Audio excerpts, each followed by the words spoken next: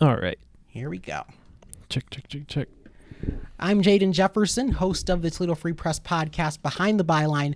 Joining me now is my colleague Stephen Zenner, who's been a guest on the show before, but you haven't been a guest when we've been taping it, so people are seeing our faces maybe for the first time. This is a new thing. I'm excited about it. Yeah, I kind of wanted to talk on this show because it's Behind the Byline, which means we're taking you behind the stories and the journalism at the Toledo Free Press. And this isn't something we've done often, is talk about the process of how we put together our stories and the work we do. So could you just speak to your journey in arriving at the Free Press and some of the opportunities it's afforded you thus far?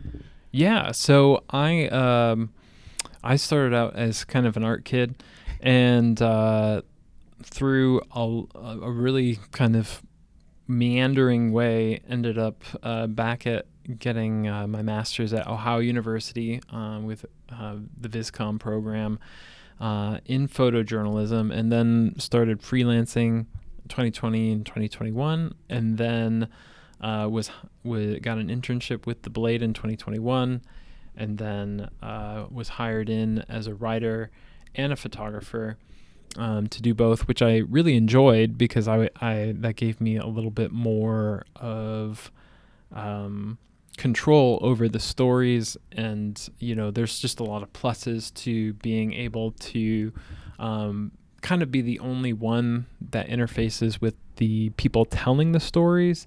You gain a lot of trust, and then you also, and a lot of what people talk about with that is you gain a lot more access. People trust you more, people feel more comfortable, and so they're able to be a little bit more honest. So I felt like I was able to really kind of thrive in that environment of handling my own stories and doing that kind of a thing. And then as the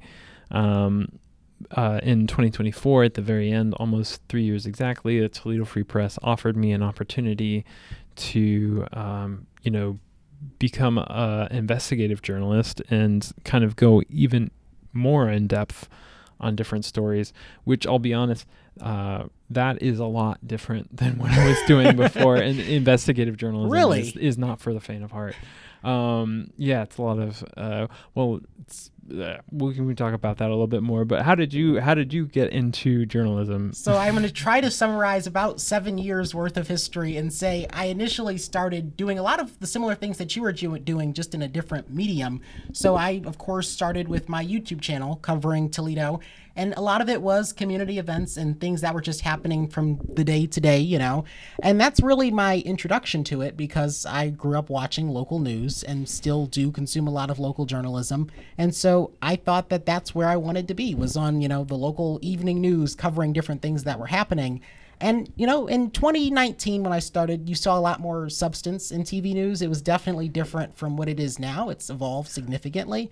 And with that, I've evolved myself, because I thought that, okay, maybe this is not where I want to be. Maybe I want to cover a lot of larger stories that have significant impact. And that's not to say, going to the national news, but rather than covering maybe a community event that feels great for the viewer and for you to cover, let's dig into something that's difficult. And so that's really where I wanted to go. So covering policy, politics, government, economics, really the issues that I didn't see represented on local TV news anymore, I've now been doing through social media. And so when I interviewed, to come to the Toledo Free Press, one of the things that kind of really attracted me to it was the fact that I would be doing a lot of that reporting that I wasn't already seeing being produced locally. And so I thought, just because Toledo was a smaller news market now, that it doesn't mean we shouldn't have really quality journalism that looks into things that aren't being discussed, issues that aren't represented in coverage. And so that's really how I got on board here. And so with Behind the Byline, we've covered so many issues: housing inequality, we've covered different educational programs, we've talked about different bills that are working their way through the state legislature. You don't see those stories on TV news a lot, but I found that I can still cover them just in a different medium. And so I've been comfortable evolving my idea of where I wanted to be in journalism, because for me it was more so about the story than the medium. Excellent. And you are 17 now, which is kind of crazy to think about, because you have already a rapport. How did you kind of build that rapport in Toledo? People, a lot of people, I think back to, the mayor had a press conference the other day about some funding that was potentially is now gone due to the big beautiful bill. But on the east side, he was doing a press conference in one of the city. I think it was. I can't remember. It was the grant. Yeah, there was a grant for the east side. It was Yeah. kind of like a infrastructure grant, I would describe it. It Yeah. encompassed a lot of things, but infrastructure was a significant portion of that. But I kind of thought back to my I was like one of the city officials. We were like, "Oh, you're Jaden Jefferson," and they were like, they kind of had this starstruck moment with you. How did you kind of get to that point where now you're, like, there's a lot of people that work in news full time who are older than 17, Yeah. and they work in broadcast journalism, but they're not known as you were. How did you kind of build that following for yourself? I try to answer that question by saying maybe it was, obviously I appeared on the Ellen DeGeneres show, for those who do know me. Maybe that was it, that's what I try to just pass it off as that, because Yeah. I, like, a lot of the stories I cover, they're not the type that like earn you a following. Yeah. I'm one of those reporters that likes to be in the background of their stories. And so I'm convinced that it was just that early interaction of representing Toledo on a platform that Toledo wasn't already seen on, And Right. so that was, I think, what really did it, was people feeling seen. And I felt that was their entryway into my reporting. And so a lot of the stories I did early on were definitely a lot of like softer stories that felt great to listen to and to see, and were very community oriented and involved. And my stories are still that way, just in a different way, But that's really how I got to know the community, got to know the people here. Yeah, and how long have you? So you're 17 now. When did you start? Yeah, I started at 11 years old, and that Okay. was in my first year on the job. I actually had an interview with Senator Elizabeth Warren, which, that was the 2020 chaotic election year that just didn't feel real, to be honest. Right. But, it was that interview that, got me to CNN, MSNBC, Fox News, and many other traditional legacy news platforms who wanted to hear about this kid who just decided to go into journalism. And those outlets, I always followed myself. So it was kind of a big deal for me personally, because why would CNN want to hear from me? It definitely felt validating in many ways. Right. And so you kind of jumped right in. How did you get that interview with Elizabeth Warren? Yeah, it really was just taking advantage of the fact that I was younger. I wasn't the traditional reporter who has some experience. I actually was speaking with her press secretary shortly before the event ended, her speech ended, and I inquired about the possibility of an interview, and she really was able to make it happen, because obviously during election season, candidates don't have a lot of time. They tend to want to be short because they have other places to be. But I had a quick 3-minute or so interview with her, and that was really something that was incredible, because no other outlet in the area had a one-on-one exclusive interview with her. There was a press gaggle before that interview, so I also got to ask a question during the gaggle. But it really was interesting, because I didn't consider myself a political reporter at that time. I thought that I was just covering another thing in Toledo. I didn't realize that, all of these years later, I would become a political reporter that I didn't think I was initially. Right. And so Elizabeth Warren came to Toledo. Yeah. And then you kind of just inquired. Were you already reporting on things at that time, or what was going on, or was this just sort of, did this just kind of come to the top of your head, or like what Yeah, happened? it was kind of just hearing about it. I think that there was a lot of enthusiasm and excitement that I heard in the community about it. So I was like, it's a presidential presidential candidate that's coming to our area. And so as the reporter who's trying to, build that audience locally, I was like, it's probably important that I'm there. And so just being able to get the press credentials Okay. to cover that was significant, because it's like, okay, we're in. And so you were already doing some stories before that. Oh, for sure. Okay. Yeah. A lot, and that's what's interesting, because I was covering a lot of community events. I was not doing a lot of hard-hitting reporting. They were great stories, but I wasn't doing anything that was policy-based. It wasn't really political. And so for me to have the opportunity to show that I'm capable of doing that type of reporting was really important, I think, in just my formative process as a journalist. Right. And so that sounds like so there were a lot of what I imagine you would be reporting on community events, Yeah. different things like that. And so tell me what made you kind of how is your reporting different now as opposed to kind of when you first started? It's a few different ways. I think one of the most important ones is just the fact that the way I approach a story is different now. I ask different questions than I did when I first started. So initially, if someone, invited me to cover an event, I had no hesitation in doing that, because obviously you want to get to know people and you want to get to know your area and your community. That's one of the reasons I got into journalism, was to get to know my area and be a part of it. But now I'm asking questions more so about the audience. What types of people aren't represented in my coverage? What issues are plaguing our community that we haven't addressed yet? As a journalist, you have a platform to really change things. And a lot of journalists maybe don't view their profession in that way, but we shine a light on things that need to be solved, that aren't addressed.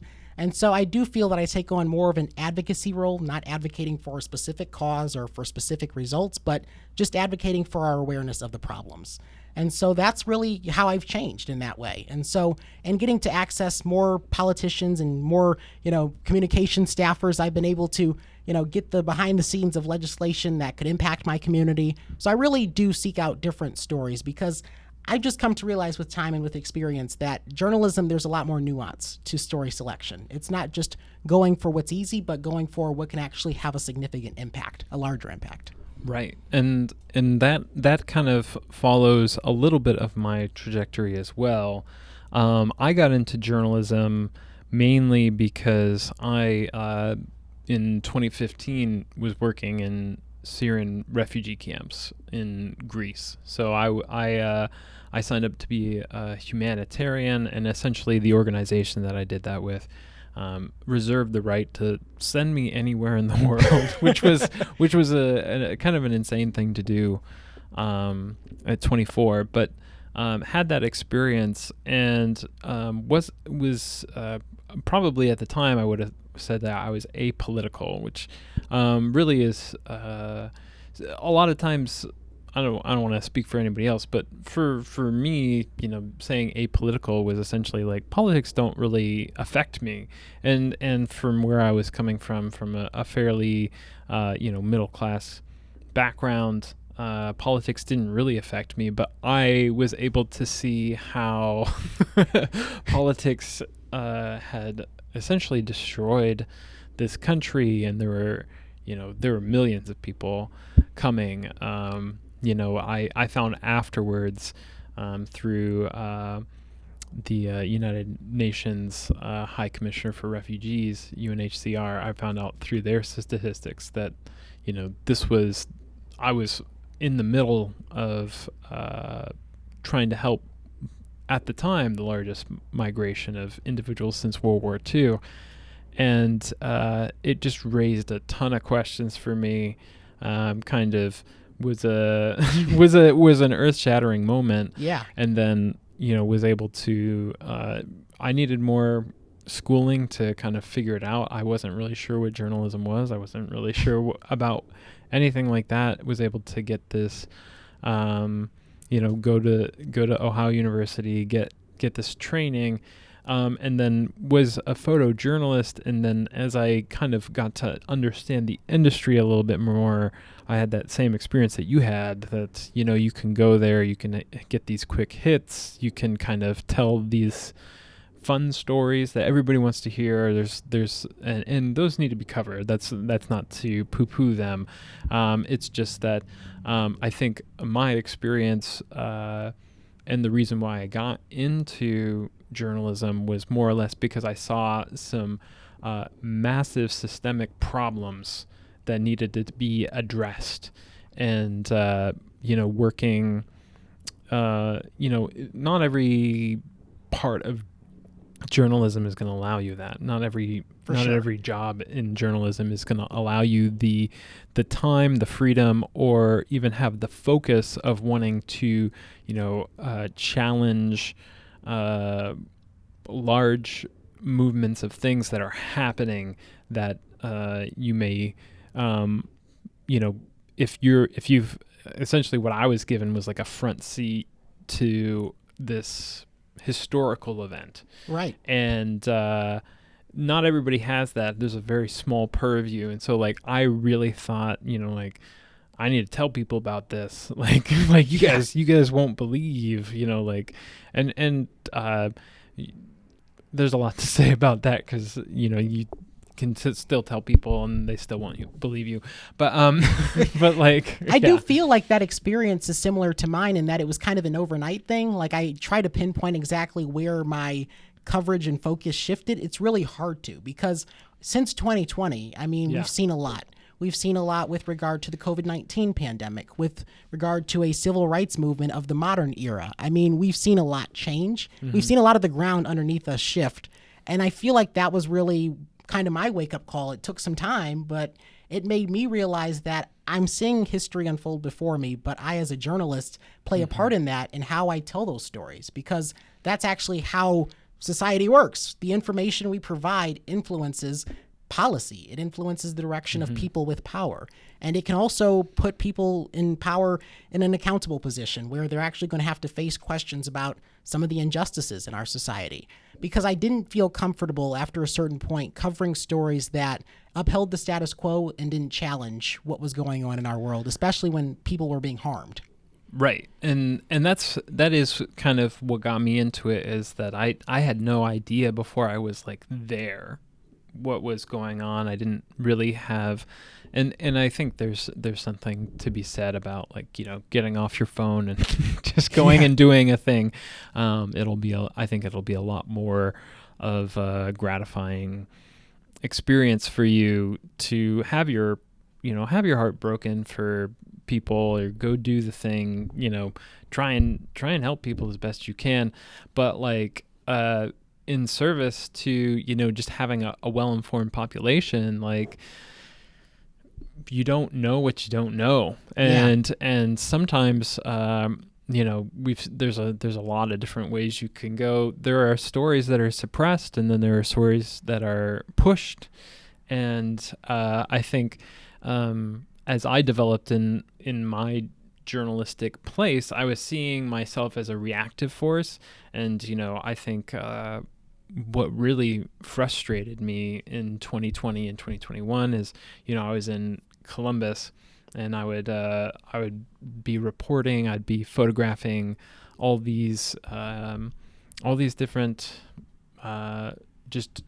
victims of gun violence, whether it was the police or whether it was, different things like that. And I was just finding myself being like, we have to find a solution to this. I think one of the biggest, in Andre Hill, who the police officer involved with that was actually just charged, which was kind of crazy to think about. Generally, police officers who shoot people, are generally let off as like a work hazard. It's the immunity that they have, because of how hazardous their job is, generally allows them to kind of work with impunity towards these different types of things. But that one and Micaiah Bryant, and you can kind of fall on either side, but I think you can generally agree that, people dying is not the best solution to a lot of things. Or I don't even know if people want to say that anymore, but I think that people should I don't think people dying is an effective solution. I feel the same way. I mean, it's just in that we cover so many stories that because the way journalism is framed is we're always told to get the other side, as if everything is two sides to every story, when in some stories there are just facts and there are how people respond to the facts. And I see a lot of stories now where, in our business, we have this false equivalency problem where we have to cover both sides, where in some cases there really aren't two sides. There are just objective facts, and we as a population have to respond to them and deal with them. And they can be hard facts. And obviously we saw that in 2020 because we had so many people that were arguing, well, this case was justified, this one wasn't. Maybe we do need to reform our system and understand where our problems lie.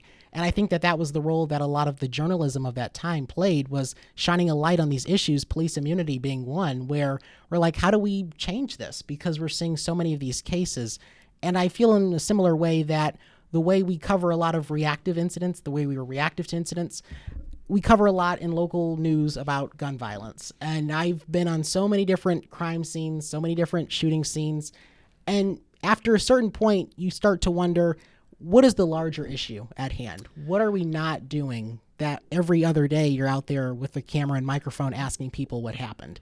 I didn't want to do that for 20 years because we can solve these problems. And it did for me, it wore me down. I was tired of going to these funerals because they would want the funeral coverage as well. I was working for wire agencies, which essentially you're just providing the photos to the Associated Press, Reuters, different large institutions that like your newspapers will pull from, or magazines or whatever news outlet, they can just pull from those images.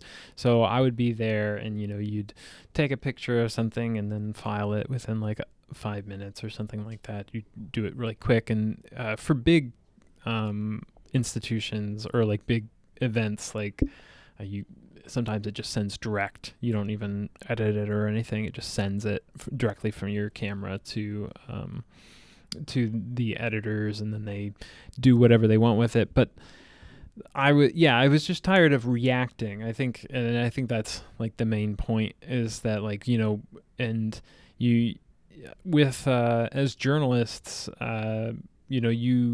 you generally get to see, you get on the ground level with a lot of hard facts, and you get to know first responders, you get to know activists, you get to know a lot of different types of people who are coming at these things from different angles. It doesn't necessarily mean that what the right thing to do is, but it does mean that you're interacting with all these different people.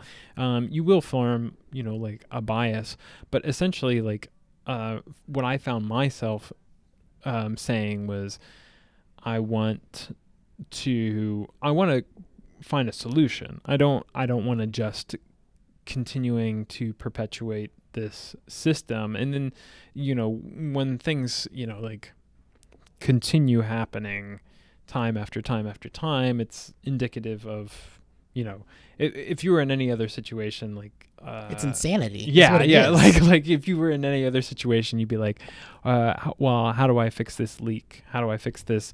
And so I think that's what kind of drove me into investigative journalism, was seeing a lot of these different things happen again and again and again, and not really seeing them dealt with in an adequate way, and seeing if I could go a little bit deeper and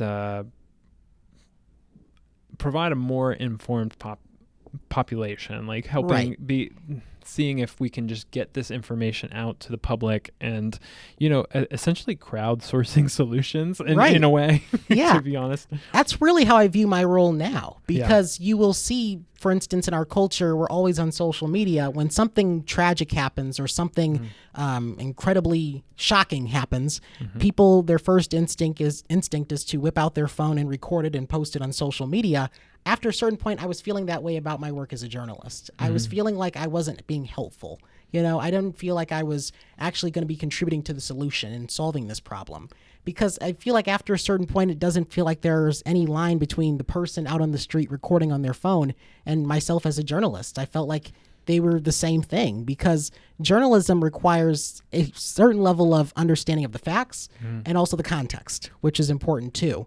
And I also understand that in local news, it's the news business, and we chase after those stories that will get attention, because if it's not going to be on our platform, it's going to be on Facebook, Instagram, etc. But we have to also understand that our role is a lot larger than the role of, someone who has access to the internet. We have to go through a process of ensuring that that story doesn't perpetuate a narrative that crime is out of control, that a certain neighborhood has more crime than another.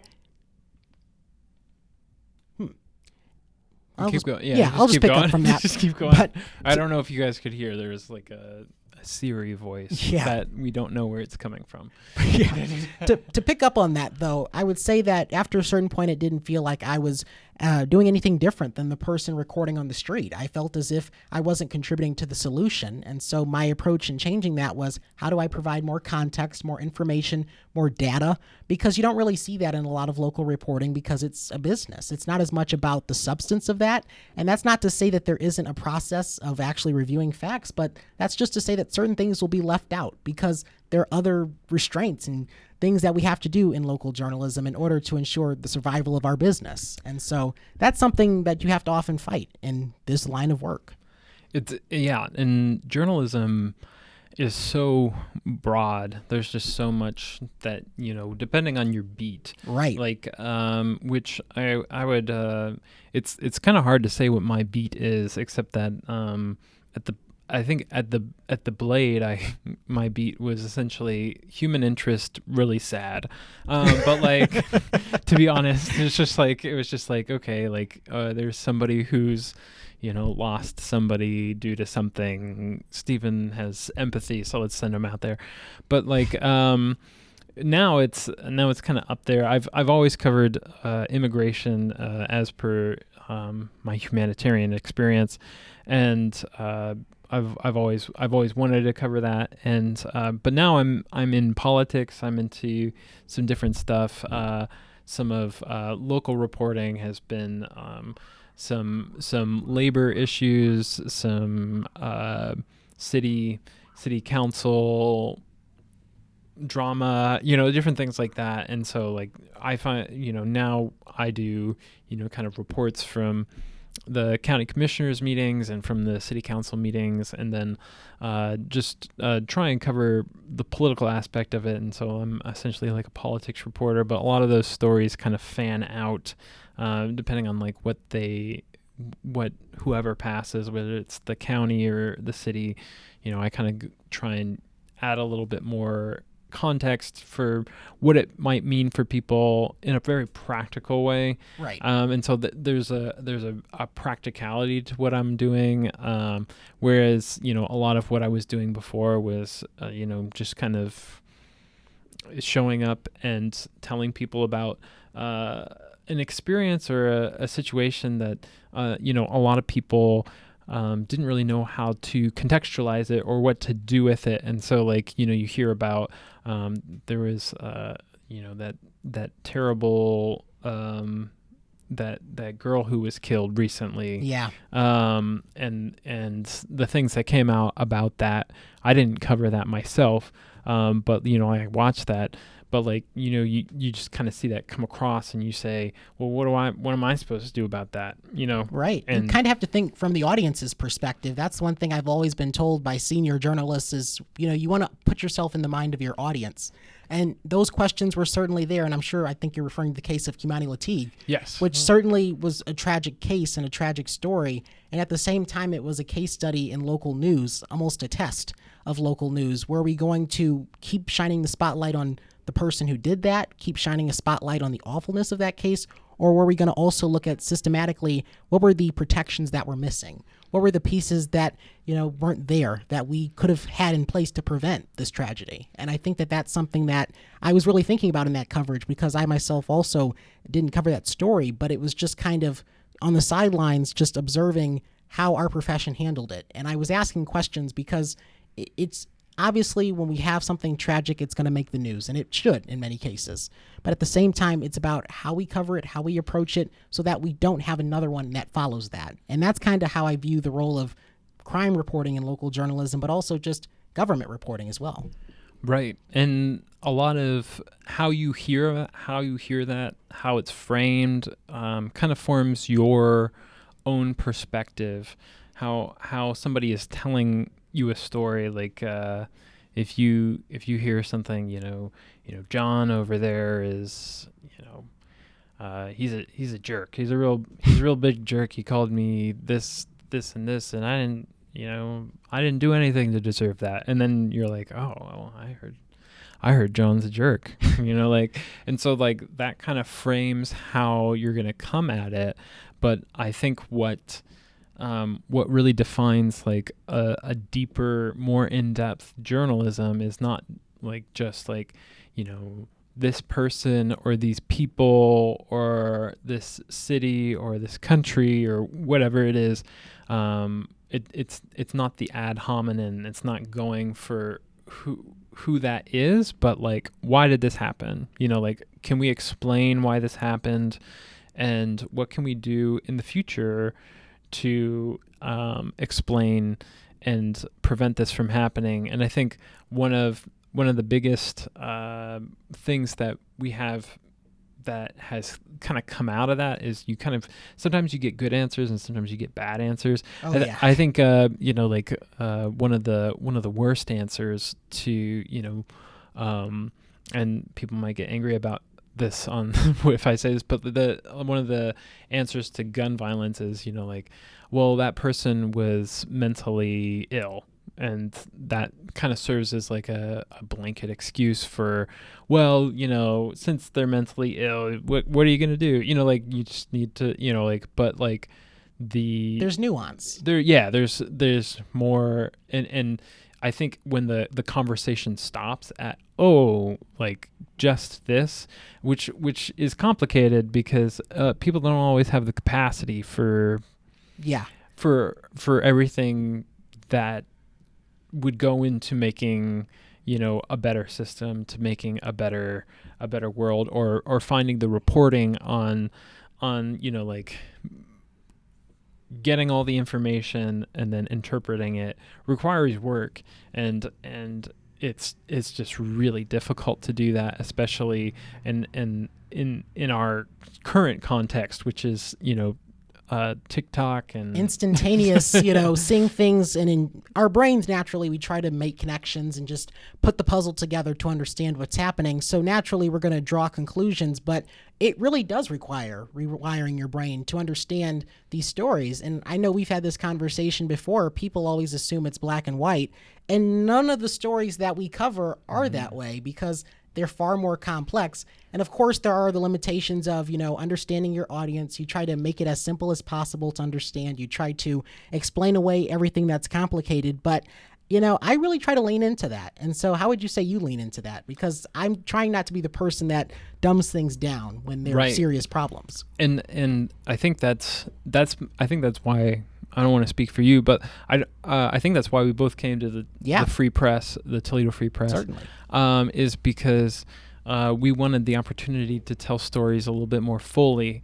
And, like I said, the Blade offered me an opportunity to kind of tell my own stories, but a lot of times I wasn't able to spend the time. There were a few different stories that I'm really proud of that I put out there. There was one on humanitarian parole, and honestly, kind of a boring story to me. Like some really heartfelt moments, some really great interactions with people. I think very important, but like kind of just dealt with how the Biden administration tried to remake the refugee system after. So this had nothing to do with the southern border. This had nothing to do with like all these different claims about people coming in illegally, but people who really were in dangerous situations, and how the Biden administration had to use this tool of humanitarian parole to bring people from Afghanistan, people from Ukraine, and a few other countries, to get them out of harm's way. And that was a really interesting deep dive into what was necessary in our time to do things that back in after the Vietnam War, we let in millions of Vietnamese and some Cambodians in a fell swoop, and that was kind of we thought of ourselves as like a moral moral country back then, and we thought, like that's the least we can do for kind of losing this war for you, and so that was a well received effort, and to see how it was different, and but like I think the context of it is really where I try and get people who are on the ground. I try and get their perspectives. I try and keep their narrative alive, and then I also try and talk to as many different sources as possible. You find out just the more people that you talk to, and the more different, the more and the different ones, and so like you can sometimes you can hear things and you have to like kind of set them down because they don't really fit with what everybody else is saying. They're kind of outliers, outlying data or whatnot. But like sometimes you still want to include that information. Sure. Sometimes it's still relevant. But like giving the full picture to people is generally really important. But I think what we're stuck in right now, and I think what the problem is right now, is that it's not profitable. It's not as exciting. It's not as interesting to, have this almost WrestleMania news cycle of, tell me about of like this person did this and then this person reacted in this way and boom, and like it's almost become like a reality TV show. A lot of our politics, a lot of how things are covered, a lot of how things are thrown on Instagram. You get like a 2-second clip, and then it evokes a response. You can actually kind of feel it in your chest. You get a response, and then you're in it, and then for me, when I see that, I immediately say, I don't know if that's true. that's my gut reaction at this point. And that's what we struggle with, because us as journalists, we're on the sidelines, and it's actually a painful physical response to see like people buying into misinformation, buying into what is intended to make them angry, make them upset, to give them someone to be upset at. It really does, because you see people are falling for bait. What can get your goat, as we used to say. Right. And so like I think my initial thing is like, okay, I look at who's saying this. Always evaluate the source. Who's saying this? Why are they saying this? And then like I kind of look to see what other sources are saying that. And I have a friend who has very different politics from me, but we keep a kind of an open line of communication. And so he'll send me stuff, and it'll be from like he lives in Texas, but like I'm here, but like he'll send me something like about Kentucky, and I'll be like, I don't know, like I'll what do you want me to do with this information? And I can tell that sometimes he's like wanting me to be, like, you're a journalist, you should know this. And it's like, well, I don't report on Kentucky anymore. Like, right. There was a time when I had a few stories in Kentucky, but like I don't, like I'm not in that environment. I'm not on the ground. I'm not talking to the people. From what is going on in this situation, it looks like it could be true, like, is this person lying? I can't speak to that, like, and it's interesting because like sometimes you really just need somebody who's on the ground there, and they'll be like, oh yeah, that person always says that, right? Which doesn't necessarily mean that it's not true, but it does mean, like, people kind of ignore that. Yeah. And so like it's a difficult thing. I mean, I think what we're kind of getting at is how to define the truth, this epistemological problem of like, how do we discern our own realities is difficult. And one part is that you're part of a system. You're blind to that system because you're in it. Right. And then the other part is, you have people who come from outside the system and they completely misunderstand the system. There's really just this nasty cocktail of, first and foremost, as we mentioned before, the manipulation of emotions. And then you have social media, which intends to make everything digestible in quick bites, because more time on the platform, better for these social media companies' bottom line. And then you also have just this general distrust toward institutional media.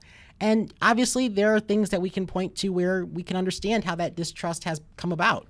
But in other cases, you have to understand that there is still a lot of good journalism that is being produced institutionally. There's a lot of information that's coming out institutionally that's good.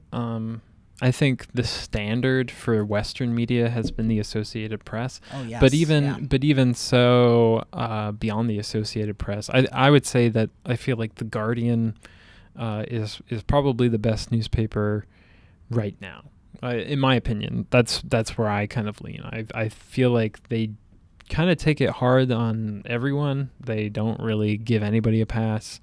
And they're not American. So like, and that actually kind of goes into part of I think it's important to have, you can't get all your information from one source. So like you have, you're a part of a system. We're all we're part of the American system. We're Americans and we're in America, and we're reporting on ourselves. We have a point of view as American media, and that's not something that's intentional. It just is. When you live in a place, you're only going to have that view, that westernized perspective. That's why I try to consume more international media, because I feel that as Americans, we just expect everything to be handed to us. We don't actually pursue information that's contrary to our view of the world. And so it's really helpful to, have different outlets. The Guardian, I found that British media is actually pretty good for reporting on American politics. The BBC, The Guardian, if you want, the Times of London, but like Sky News, but like they tend to look at our politics because they're not part of our politics. It affects them, but it doesn't affect them like it affects us. And so like you can kind of see how different media corporations kind of change their bent. Like you could see a lot of this when Donald Trump took office. There was a little bit of a softening towards him, a little bit, for a lot of organizations that were in the United States, but certain organizations outside the United States just kept going just as hard like against him as before, and so like you get like a different perspective from that, and it's helpful to have like this interlacing work of different organizations that you're pulling in.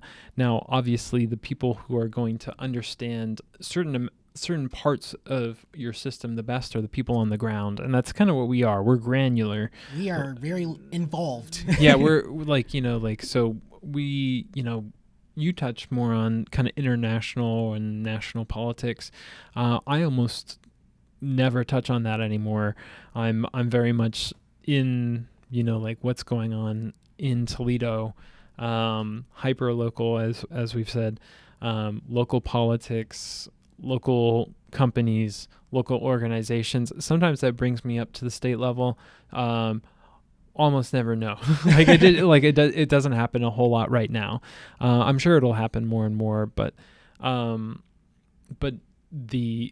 we are is we have a specialization, but it should all be kind of interlaced with these different sources.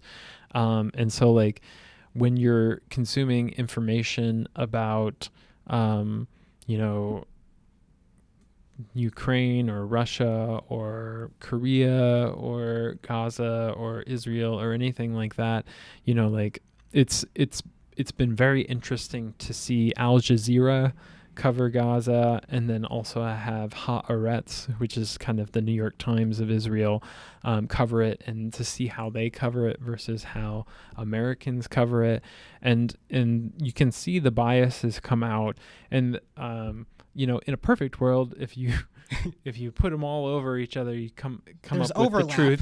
There's a Yeah. little bit of an overlap, but that's not necessarily indicative. So all that to say, the news is squishy. It's It's really hard to pin down, exactly, like in an objective truth kind of a way, because journalists kind of just show up to places. That's actually most of the job, is just showing up to places, being places, listening to people talk and documenting the people talk, and then dispersing what was true of what the people said when they were talking. And that's the thing that I've really had to come to terms with, because I've constantly had high standards for myself, and still do, in terms of objectivity. But one of the ways that was explained to me is that there is no person who's not going to have a bias, but you can still be fair. And I think that that's what I pursue, is fairness, because we all have a bias. But it's about, how are you going to challenge side A as you challenge side B? Are you going to challenge them the same? And that's really how I've approached it. And of course, you still have this audience pressure, because we discussed earlier, there are organizations that are under pressure not to bite the hand that feeds them, because you don't want to make your viewers upset, so you're maybe going to ignore certain stories. And that's a conversation, I think, for another day. Oh yeah. But yeah, we can talk about manufacturing consent and all that kind of stuff. But yeah, I think we maybe probably talked a little bit too much about this, but I think good. I think we came away with some good stuff today. But yeah, as we talk about not biting the hand that feeds us, we are grateful to the Toledo Tech Law Yes. for allowing us to use some of their equipment and their space downtown to record this podcast. Yeah. And I hope what the main takeaway here is transparency. I think that's what we were aiming for in this conversation, because you don't hear from journalists a lot, because we've always been instructed, or not instructed, but we've been told, and it has been imprinted that we should not be the story. But I feel that this was not the story. This was us being transparent and sharing the work behind our story. And I think that that's what makes what we're doing here different today. Yeah, and I would agree with that. I think there's been a lot of kind of attacks on the media, attacks on the trust with the media. Media trust has been declining a lot, and I think it is because of this desire for people to understand what's really going on, and it's really hard to figure out. To be honest, Right. It's really hard to figure out. For some people, like what's new, what's real, like you go someplace and somebody says something and then somebody says something else over here, and it's, they're contradicting.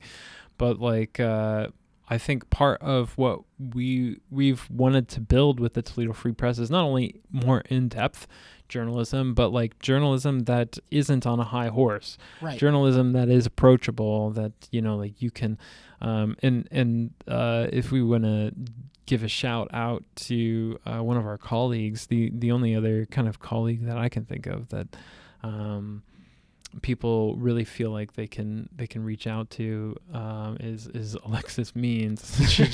She gets tagged in every problem, and that shows the quality and the trust that she's received within the community.